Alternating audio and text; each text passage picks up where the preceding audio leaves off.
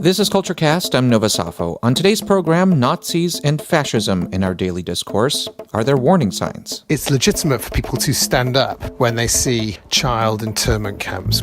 We're never more than 20 years away from the kind of barbarity we saw from the Nazis. Diagnosing potential dangers. Also, Michelle Obama insists anyone can be her.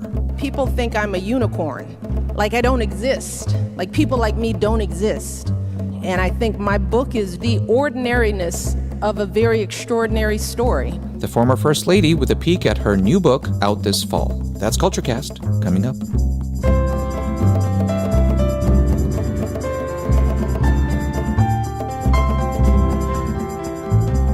CultureCast is a production of Chicago Radio Works. You can subscribe on iTunes, Google Play, Stitcher, or the TuneIn app. You can also listen on our website, culturecast.org. Welcome to CultureCast. I'm Nova Safo in Chicago.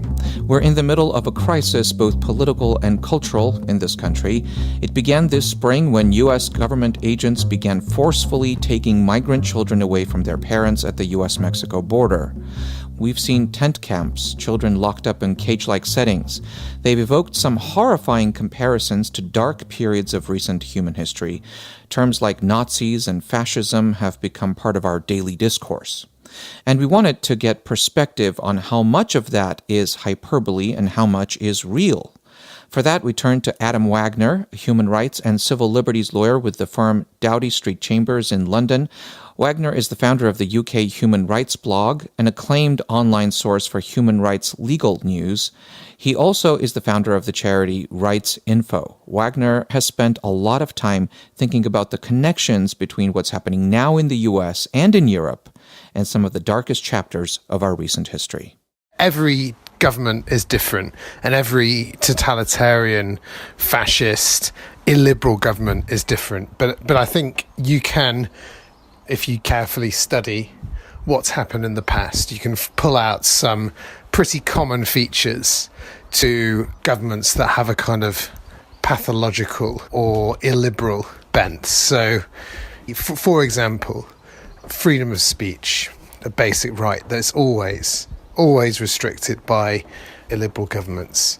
Populism, and generally populism at the expense of minorities, or even just at the expense of some kind of hateful other, and turning the population or exploiting the population's hatred of a particular group and intolerance towards a particular group. I think that once the state starts sanctioning that kind of behaviour, you start to get into the kinds of places we saw in the 30s and 40s. I think that the government will use the law to its own means and will exploit the law and undermine the law because it knows that the law is an impartial legal system where constitutional rights are properly enforceable. Will always be a bar on those kind of regimes. So I think in those respects, you can see some elements of illiberal regimes that we've seen in the past in the way that Donald Trump has behaved. But I think we are a very long way, thankfully, from the kinds of, from really legitimately being able to make a comparison to the Nazi Party or to fascists or to communists. Why do you think, then, we've been seeing so much of that? Quite learned people with historical, expertise, sounding the alarms, saying this is how the Nazis began, this is, how fascism gets started. Is it perhaps counterproductive to use those specific terms, such as Nazis, fascism? Well, I don't think it's counterproductive for a couple of reasons. First of all, no country just becomes fascist overnight. And in fact, if you look at Germany, in the 1920s, the Weimar Republic was one of the most progressive, rights-based governments in history at the time. It had an extremely progressive constitution. And within a very short period, a couple of decades, you had death camps. And that some sort of enormous social structural social shift occurred in those 20 years. And obviously it was hugely relevant were to external events, so to the First World War and the settlement after that, and to the economic recession that took place in the late 20s. We, as a civilization, the West, we lived through that carnage and the change, and it didn't just happen in Germany; it happened all across Europe. To what used to be civilized countries suddenly became barbaric. To learn from that, we first of all have to accept that we are never more than 20 years away, potentially, from the kind of barbarity we saw from the Nazis. Because we can't possibly conclude otherwise from modern history. So that's the first point. And the second point is that we are responsible for identifying warning signs, because if human societies are comparable to each other, and I think they are, in very broad terms, then you can identify things that are going wrong, sort of basic, I think I've described it in my article as pathologies, whether it's in the rule of law or in the way we treat minorities and the other. And I think that you can identify those. There are people who have identified sort of different stages leading to genocide. But I think it's legitimate for people to stand up when they see child internment camps where children are being literally caged, and say, what is it about this government, about Trump's government, that's allowing this to happen? That we've got to this stage and it's been happening under our noses, And I think that is entirely legitimate. I think it's our responsibility to have a high sensitivity to those kind of warning signs. And if we're wrong, and if we're sort of overreacting, and I think obviously sometimes people overreact, then that's fine. But I think Trump, he's often half joking, you're never quite sure how things are taken out of context. But there's a clip of him telling the story about the snake, who's, I said I was a snake and you didn't believe me, and surprise, surprise, I am a snake. And Trump, plays that game. He said, he courts the alt-right, which is in some ways modern inheritors of some of the ideology that was behind the sort of racial supremacist ideology that was behind the fascists. He courts that and he speaks about it openly. He's doing it in plain sight. So I think it would be foolish not to take that seriously and think very hard about what we can do to prevent any kind of further deterioration. This was written by Al Wilson a long time ago. And I thought of it having to do with our borders and people coming in. And we know what we're going to have. We're going to have problems. We have to very, very carefully vet. We have to be smart. We have to be vigilant. So here it is, the snake. It's called The Snake. On her way to work one morning, down the path along the lake, a tender-hearted woman saw a poor, half-frozen snake. His pretty-colored skin had been all frosted with the dew. "Poor thing," she cried, "I'll take you in, and I'll take care of you." The border. "Take me in, O tender woman. Take me in, for heaven's sake. Take me in, O tender woman," sighed the vicious snake.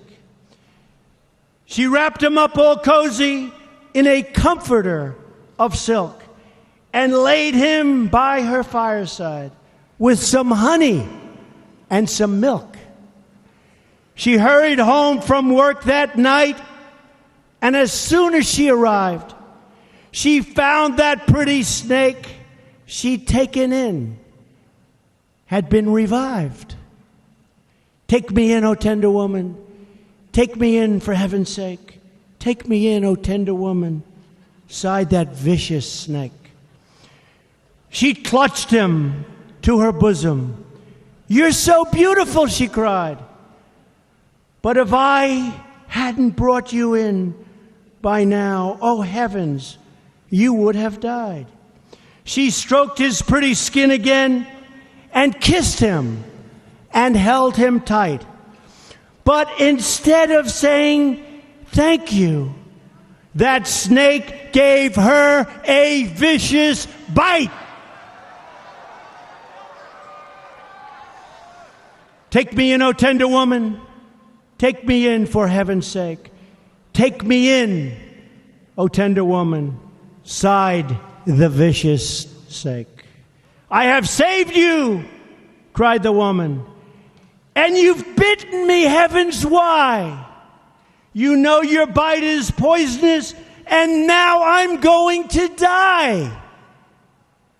Oh, shut up, silly woman, said the reptile with a grin. You knew damn well I was a snake before you took me in. Donald Trump in April 2017 reading the poem The Snake. Incidentally, that poem is actually a song from the 1960s written by the late African-American soul singer and Chicago-based activist Oscar Brown Jr.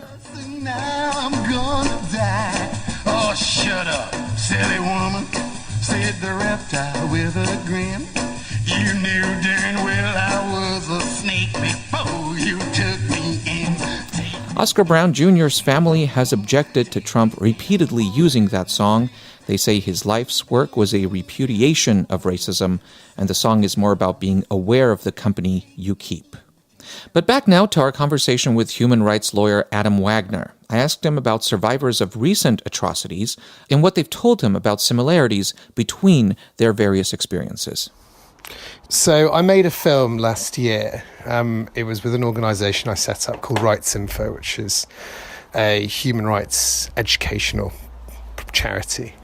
And we decided after Charlottesville to crowdfund a film with 3 survivors of genocide, because we wanted to, we you know, based on what we've been talking about, what is it about societies that makes them break down? What are the warning signs? And in fact, we called it the warning signs. And we used 3 survivors from 3 different genocides. So we had a Holocaust survivor, a woman called Ruth. We had a survivor of the Rwandan genocide, which was a man called Eric. And we had Kamal, who had survived the Bosnian genocide and been in a concentration camp in Bosnia. And I think that I'm Jewish, and I've grown up with the Holocaust around me, and I think that I know that story pretty well. But what was extraordinary for me was listening to stories from genocides which happened recently, you know, in not just living memory, but in recent memory in the 1990s in Bosnia and in Rwanda. And in both of those instances, both Eric and Kamal spoke very, very powerfully, not about the regimes particularly, but about what happens to individual members of society, what has to happen to enable these kind of behaviours. And they both spoke about the neighbours turning against neighbours.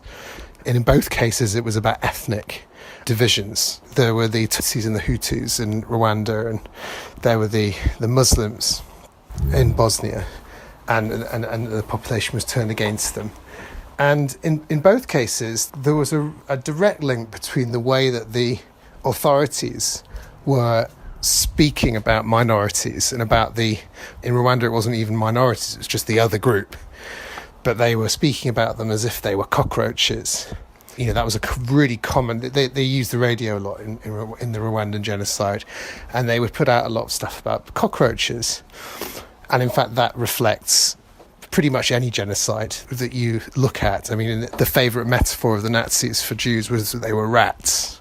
But in both cases, they're kind of an infestation. And I think that's really interesting when you hear Trump, because Trump's language is very much around an infestation. I saw he tweeted an infestation this morning, and he speaks about Mexicans as an infestation.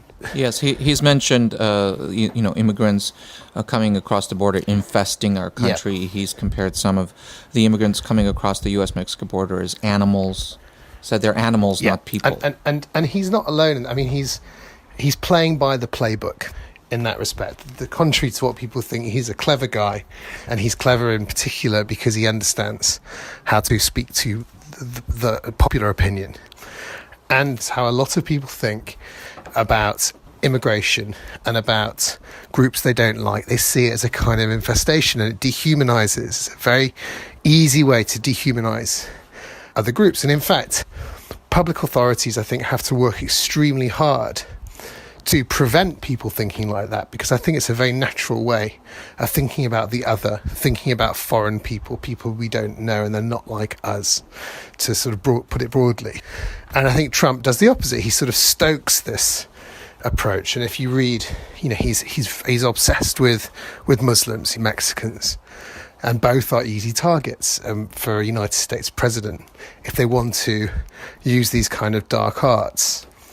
And I think there you see a very obvious comparison with the regimes of the 30s and 40s in Europe, because that's how they viewed minorities. And in that respect, I think that the comparison is entirely valid, because these are really equivalent ways of getting popular support, and it's dangerous stuff, because we know where it can lead. I'm curious, at what point does it go from the minds and hearts of individuals to a kind of collective societal shift, kind of a cultural shift, if you will? When do the alarm bells go off? That's a tricky one to put your finger on, because we've been pretty good, actually, in the last 70 years in the West from stopping those kind of pathologies. We set up the history of the 10 years after, even just the 5 years after the Second World War, are absolutely crucial here, because the people who lived through the war, and especially the Allied powers that won it, set up a series of sort of early intervention systems. There was the United Nations, which is a kind of talking shop, but it's a talking shop where people can get things off their chest, and some sort of negotiated resolution to issues which previously might have led to a war can be achieved. You've got the Universal Declaration of Human Rights, and particularly the European Convention on Human Rights, which I've spoken about as a kind of, these are the basic rights that we need to protect ourselves against tyranny.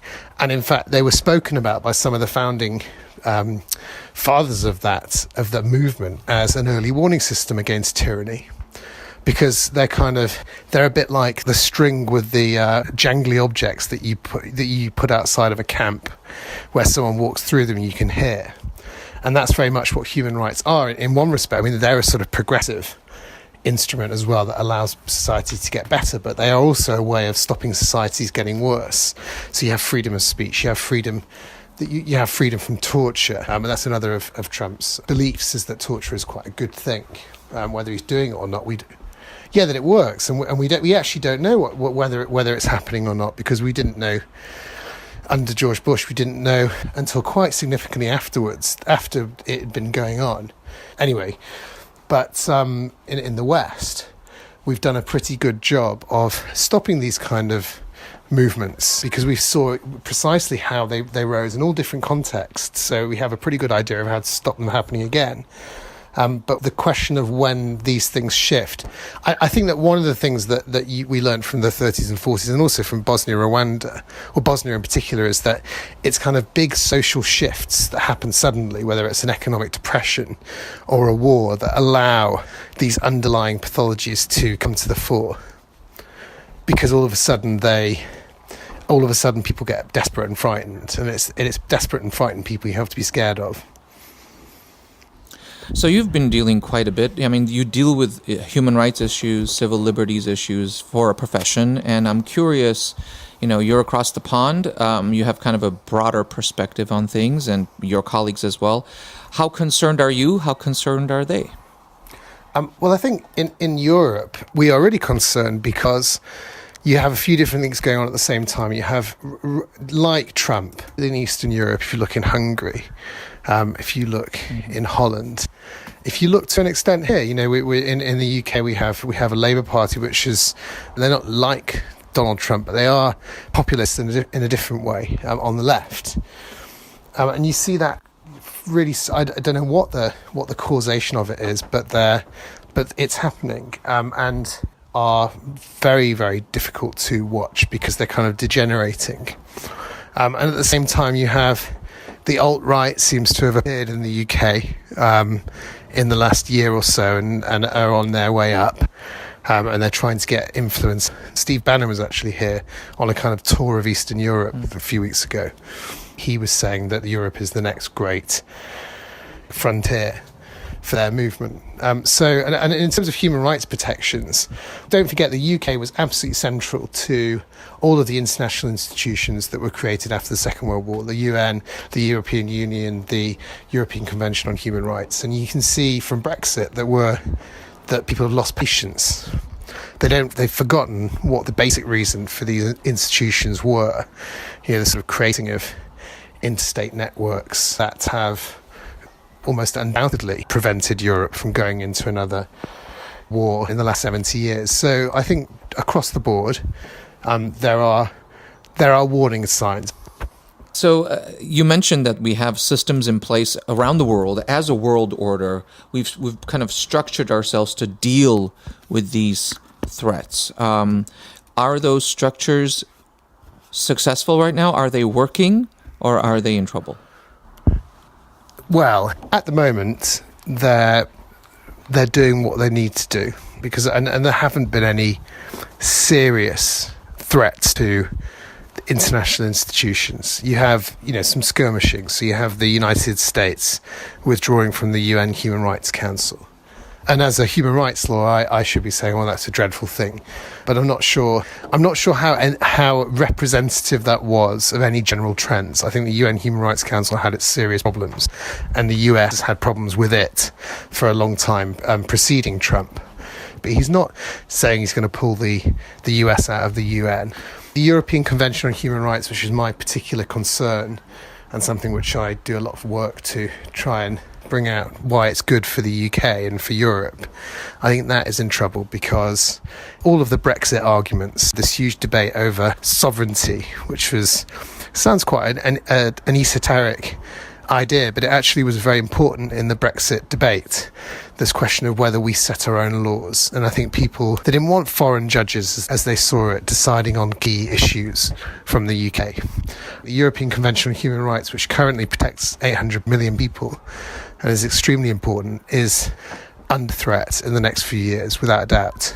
Joining us from London, Mr. Wagner, thank you very much for this very sobering conversation. Appreciate it. Thanks very much for having me. Human rights lawyer Adam Wagner of the London firm Doughty Street Chambers. Coming up, we're going to hear from Michelle Obama about her upcoming memoir. It has a tie-in to what you just heard, so stay tuned.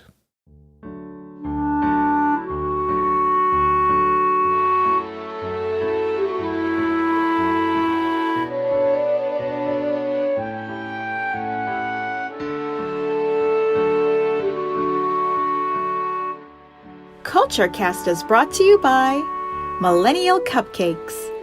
Sure, they're just tiny cakes with too much frosting, but we're pretending they're a great new thing. Millennial Cupcakes. Don't ask too many questions. CultureCast is also brought to you by Artisan Stuff. Just put the word artisan in front of normal things and charge 3 times as much. It doesn't matter how stupid it is. Artisan Stuff.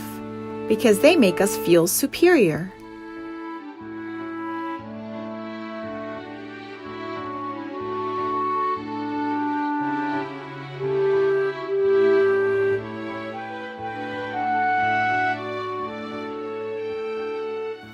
You're listening to CultureCast. I'm Nova Safo in Chicago.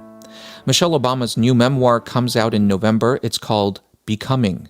The former First Lady gave a glimpse of what to expect during an appearance at the National Convention of Librarians in New Orleans. We do have an excerpt from some of her comments at the convention, in which she talks about the reason for writing about her life story and about what's happening in today's world very much is connected to why she decided to write her book. If I were to describe the book, it's a rehumanization effort because, for me, a black woman from a working class background, to have the opportunity to tell her story is interestingly rare. I think that's why some people ask the question, how did you become here? How did you go from here to there? It's sort of like people think I'm a unicorn. It's like I don't exist. Like people like me don't exist. And I know that there are so many people in this country, in this world, who feel like they don't exist because their stories aren't told. or they think their stories aren't worthy of being told.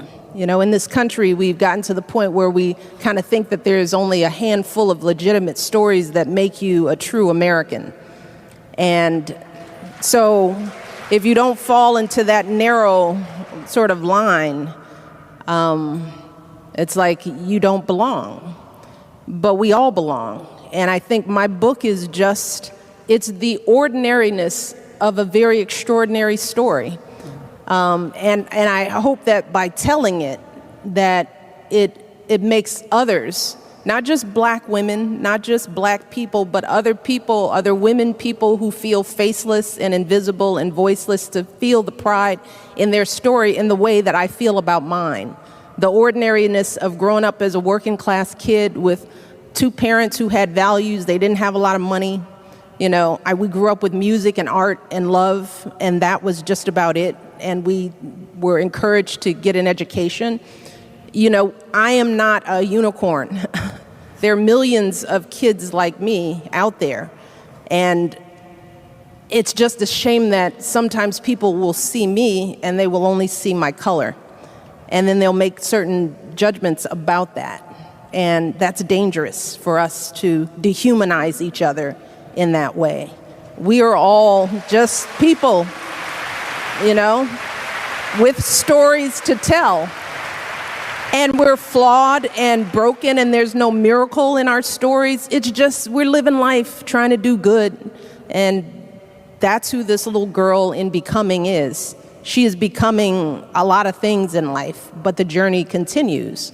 And I hope that it starts a conversation about voice, and it encourages so many other people, because we need to know everyone's stories so that we don't forget the humanity in each other.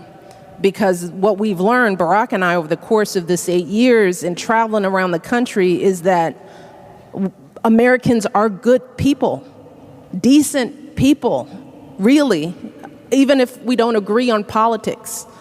And we have to remember that about ourselves and understand that that's true not just here in America, but around the world. There are no devils out there. There are no people out there. There are people who do bad things, but all of us are really just trying to figure it out. And if we've done something really horrible, it's usually because we were broken in some way. And if we understand each other's stories and we share those stories, that maybe we can be more empathetic. Maybe we can be more inclusive. Maybe we can be more forgiving and be more open. So I hope that the book encourages some conversation around those kind of things. And then you'll hear about the China and my shoes. A couple of nice stories, you know. Bo and Sonny make an appearance, so not to worry. They're there. They're still alive, doing well, by the way. Thank you. We love that. Well,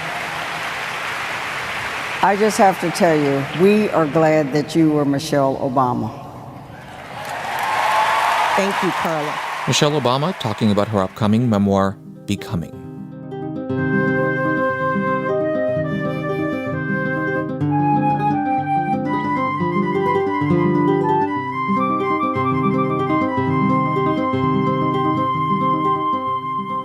That's CultureCast for this week. On our next show, summer foods. Are you on trend?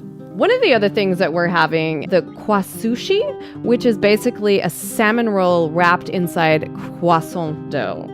Oh my, that and other food innovations, shall we call them, on our next episode. Don't miss it by subscribing to our podcast on iTunes, Google Play, Stitcher, or the TuneIn app. Search for CultureCast from Chicago Radio Works. I'm Nova Safo in Chicago.